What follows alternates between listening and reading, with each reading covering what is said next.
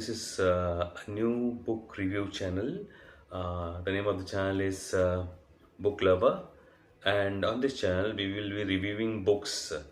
It will be English books, and we will be doing it one book, maybe one book in 15 days.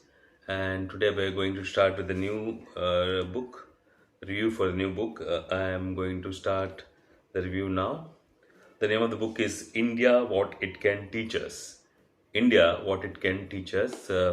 It's written by Frederick Max Muller. Now, this book is a different kind of book. This is a book written by a person who was employed by the British government to write India's history. So, we will just start, before giving the review of the book, we will start with the introduction about the person in Max Muller. There's an article by India Today where it has a headline which says, "Remember Max Muller, the man employed to create a distorted translation of Vedas."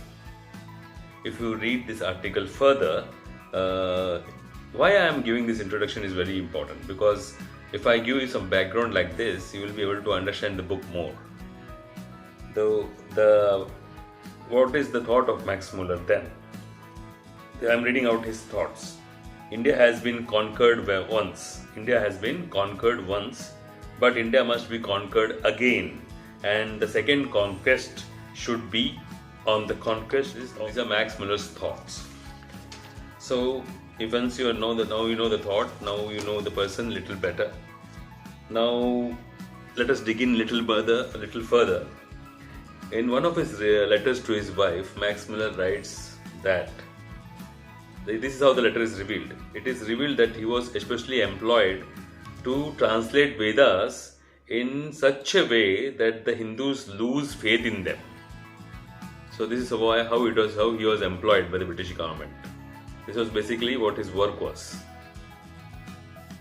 So he was given a position called Oxford's Professor of Comparative Philology. This position was especially created for him, and he continued on this position till his death. Look at the dedication of the British Crown. His work, now let us talk about his work. He translated Upanishads. He had done research on Sanskrit, translated and published a collection of Indian Hitopanishads. Max Muller published the complete Rig Veda in Sanskrit using manuscripts available in England. This line is very important. I will later on you will know why this line is important.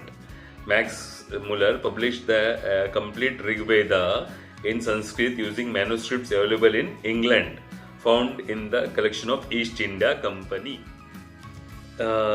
Max Muller was very sad in 1860 because of his defeat for the Bodian Professor of Sanskrit position. This disappointed him a lot. Now that we have learned about the man in some detail, now let us talk about him in terms of his where he was born and all those things. He was born in 1823 in Eastern Germany. Now, the beautiful thing when I said that he wrote using the manuscripts from the East India Company while he was in England. Now let me give you more information. Max Muller never came to India. This person who wrote our history, he translated many of our books. He never came to India, and he never met any Indian scholar in India. So that is what it is. He wrote some books like the Sacred Books of East. He wrote 50 volumes, were prepared under his guidance. 50 volumes. Imagine what those 50 volumes, what kind of narratives that 50 volumes would have. He is the person who is the forefather of the RN invention theory, Max Muller. RN invention theory is now been debunked completely.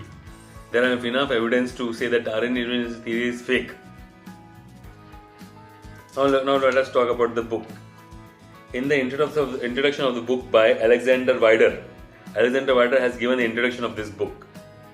he is now telling that Sanskrit in his judgment, his here is Max Muller.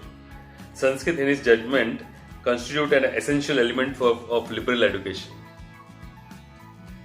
Max Muller is talking this. He is telling that Sanskrit is essential for liberal education. Now we'll later on we'll understand why this book is different. On page 18 of this book, he talks about how a man who has been to Kolkata or Mumbai or Madras is looked up with respect, and when he speaks, they pay attention to as if they are speaking to Marco Polo. That is the importance of this nation. That how much knowledge this nation had then also. This is the same person who has been employed to write your history in a way that you feel.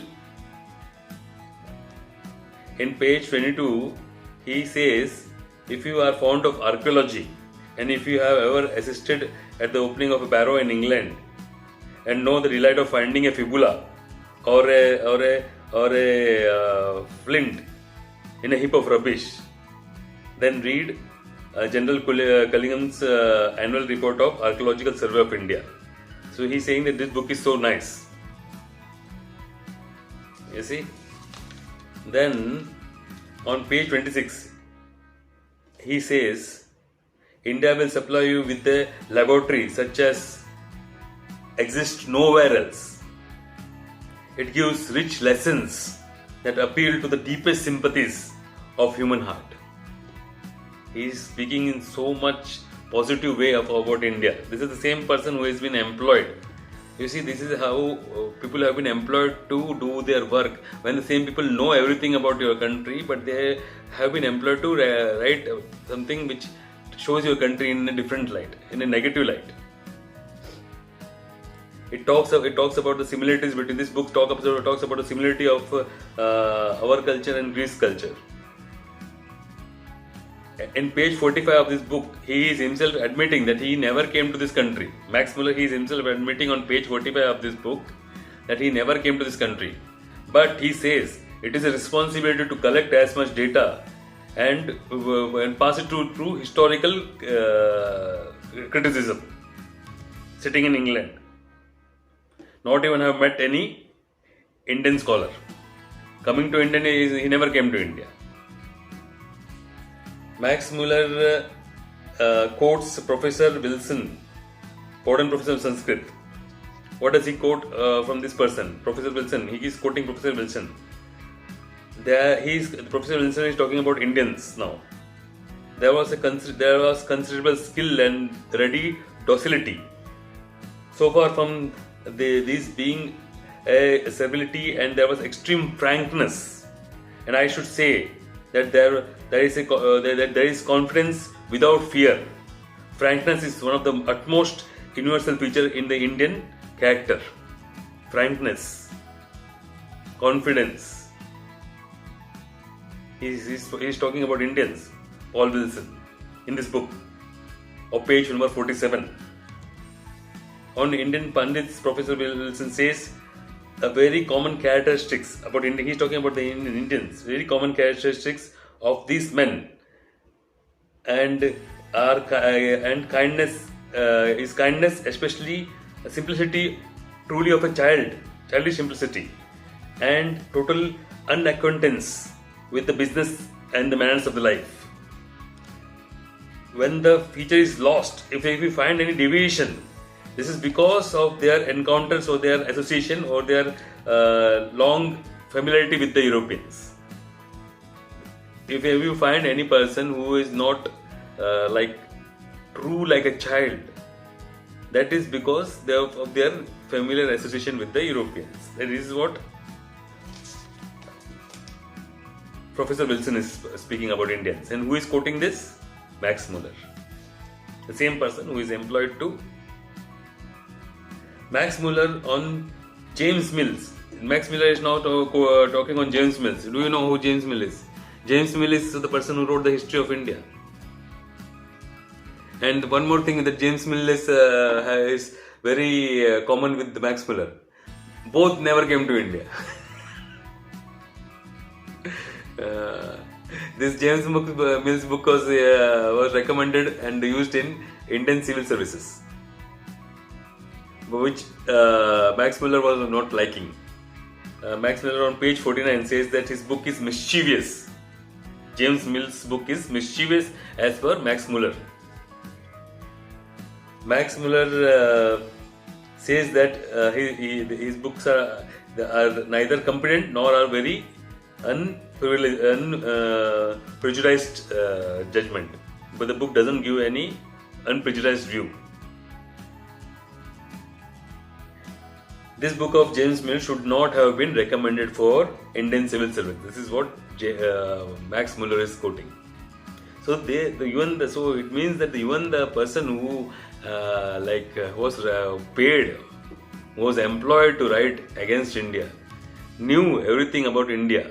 He knew that India is so nice. The character of Indians are so nice, so strong. So what is this book about? This book is like, when someone used to travel to India from UK at those times, the person has to be completely aware of all the things, like all the positives and all the negatives, because they should not get a shock. They should not get emotionally committed to anything. Suppose if any foreigner comes to India and he has been told something else, but when he comes to India and he finds out that these people are so different, so brilliant, so nice, so humble, so caring, it will be difficult for him to execute the difficult task of white man's burden. So this book is basically a reference guide for people who were traveling then from UK to India, so that these people could have no understanding of what the people of India are like, but at the same time they could continue the employment of the crown and execute all the orders in the favor of the British crown. So this is basically a review of this book. Read this book when you see that this is the same person who has been employed. I'm sorry for being repetitive, but I have to tell this again and again, because this is the same person who has been employed to show us in a bad light, but this book ends up showing us in good light. Satyameva Jayate. Truth can never be hidden. It shines like a brilliant light, like 1,000 immortal souls. This book has that value. Course of lectures delivered before the University of Cambridge. So these are basically lectures that are delivered in Cambridge University. All Goras and all white people are sitting there, and who most probably most of them will be traveling to them into India to work in India. Definitely read it.